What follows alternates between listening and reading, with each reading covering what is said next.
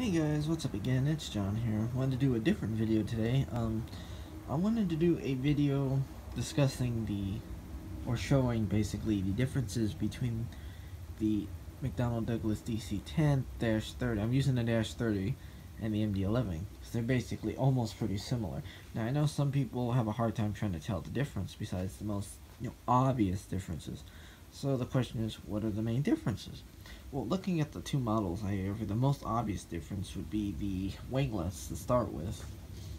The fuel-saving winglets.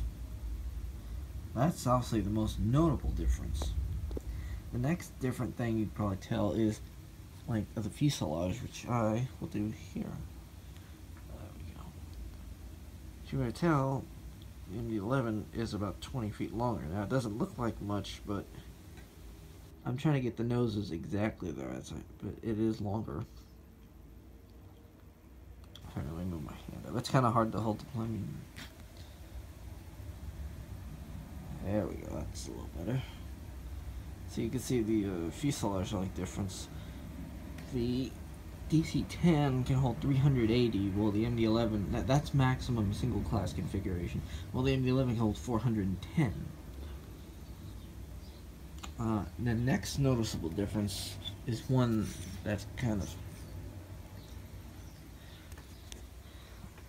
The horizontal stabilizers on the MD-11 are smaller. Even though they're electronically controlled, you could tell by the size difference, obviously, right then and there. They're actually about the same, around the same size as a 767. Douglas did that to cut down on the weight and save fuel.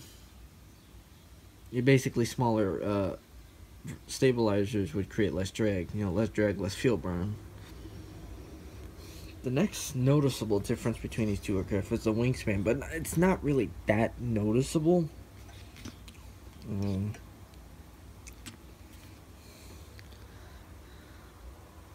So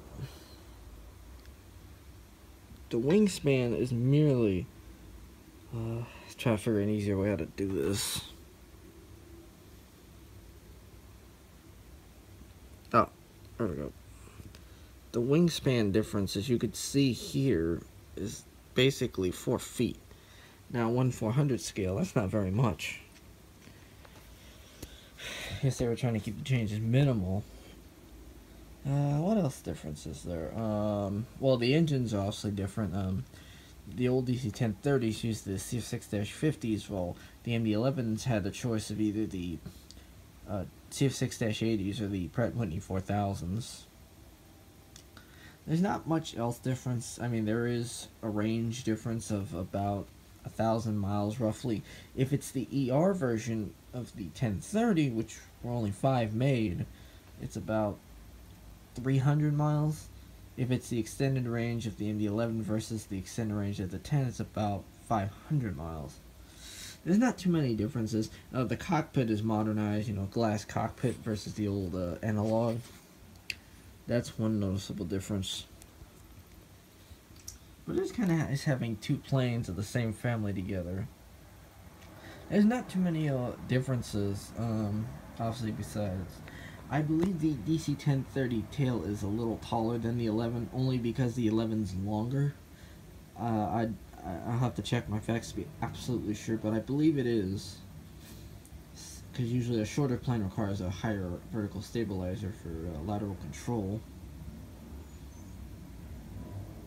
There's not too many differences, but I mean, it's just nice to compare two different models from two different eras. DC-10-30 versus MD-11, but I mean, they also have they're pretty almost all similar. They have the same landing gear setup. They had roughly, depending on your seating configuration, it can hold the same number of people. It just varied airline to airline.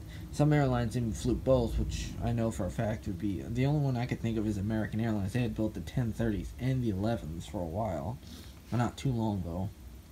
And most of the 11s are either UPS or FedEx's fleet. And any of the 1030s either scrapped or in FedEx's fleet.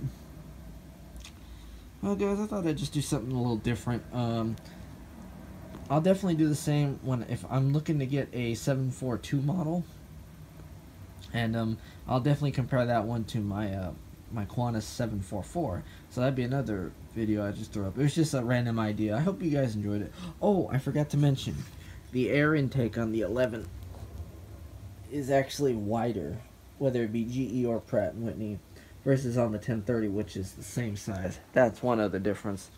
Like I said, some of them are small differences you really can't tell. If you happen to notice a 10-30 versus an 11 landing at two different times, look for the winglets. That's the most distinguishable. Second would be the smaller horizontal stabilizer. Anyway, guys, I just thought I'd throw this out there. Hope you guys enjoyed it. It's just more of a comparison video. Anyway, guys, catch you later.